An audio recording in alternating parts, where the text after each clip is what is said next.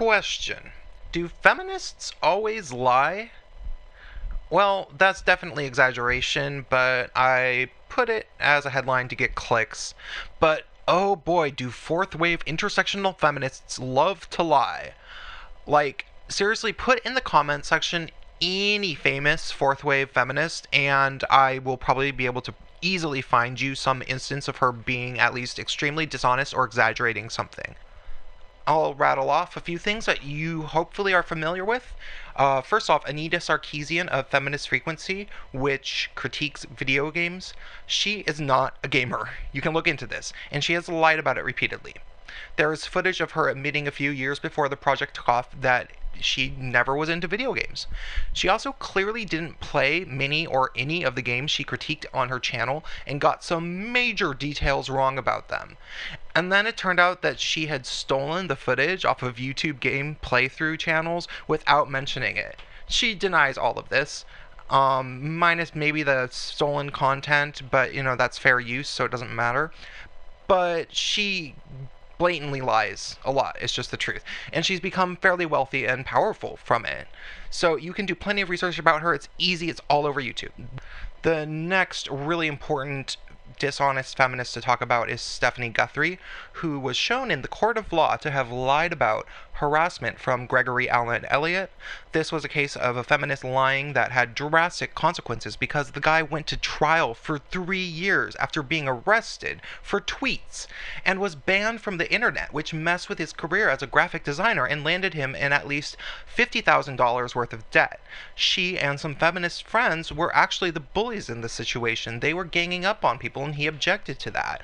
But of course, nobody besides feminists actually calls the cops because of Twitter fights, so he got in trouble. He was found not guilty, but still, it was really messed up. Brianna Wu, also of Gamergate, is a big liar. Look it up. Zoe Quinn, same thing. Mattress Girl Emma Solkowitz from Columbia is a liar. Look it up. The UVA Rolling Stone case was based on a lie. I could go on. Even relatively intelligent feminists like Lindy West, who do have a sense of humor, write articles painting herself out to be a saint and an innocent victim of trolling and harassment. But then if you follow her on Twitter for just a few weeks, I promise it won't take too long before you find her bullying people and berating them with bigoted insults. But of course, she thinks that misandry isn't real and sexism against men doesn't count and that white people can't experience racism. So she just calls guys white dudes as an insult all the time like it's nothing. So she doesn't really care that she's just as guilty as what she complains about, generally. I've been on the internet for about 20 years, back when it was just mailing lists and bulletin boards, so I have a lot of experience with this type of arguing. Here's a simple rule. When men lose their cool on the internet, they send threats. When women lose their cool on the internet, they lie, usually claiming to have been threatened. This is especially true with feminists, of course. I have seen this happen more times than I can count, and both things have happened to me numerous times. But while it definitely kind of sucks when an ex-Green Beret from the military that lives in the same city as you and knows what you look like says that he wants to slit your throat, I would say it has been a lot worse to have been lied about. Because while I have gotten more threats of violence in my life than I can count, nothing has ever happened as a result from them. However, there have been numerous blatant lies about me that have been spread around, which have gotten back to me through my friends, so I know it was actually affecting my social life because people believed them. I'll give a theoretical example. Some guy posts about voting in a particularly SJW-filled group. Hey guys, we have an election coming up next year. Voting is important, and he posts a link. Some girl responds, I think the only reason you vote is because of your white male guilt. That's fine for you, but I don't vote at all, and it is a radical act. Maybe you should examine yourself and why you feel compelled to influence others. It seems like a personal problem. He doesn't want to respond to that publicly because it's a little bit crazy, so he shoots her a private message. You act like you are concerned with my well being, but I sincerely doubt that is the case because if you were, you would have probably written me privately instead of trying to humiliate me with a public call out, which is trying to belittle my opinion on voting to make it all about my gender and skin color. Fuck you, bitch! Fuck you! Bitch, bitch, bitch!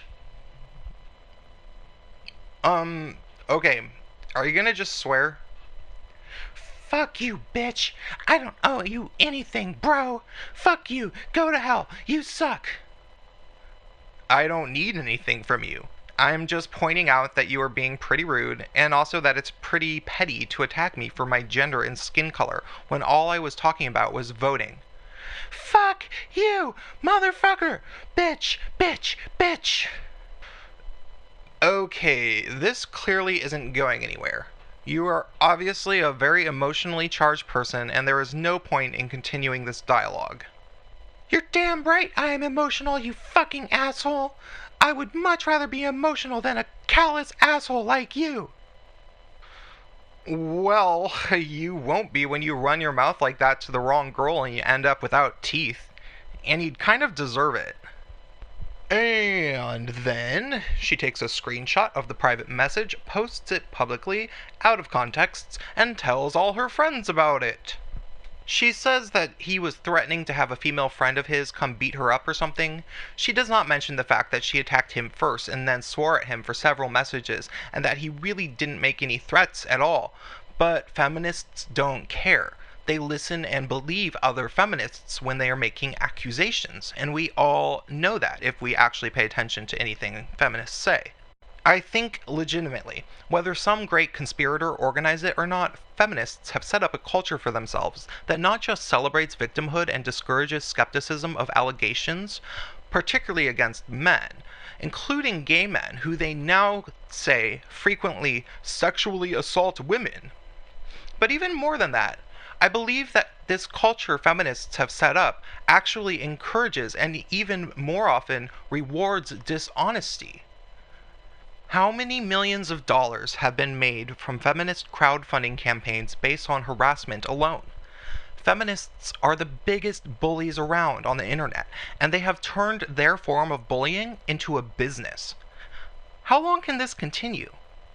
Why don't you leave it in the comments, like my video, and subscribe if you want more?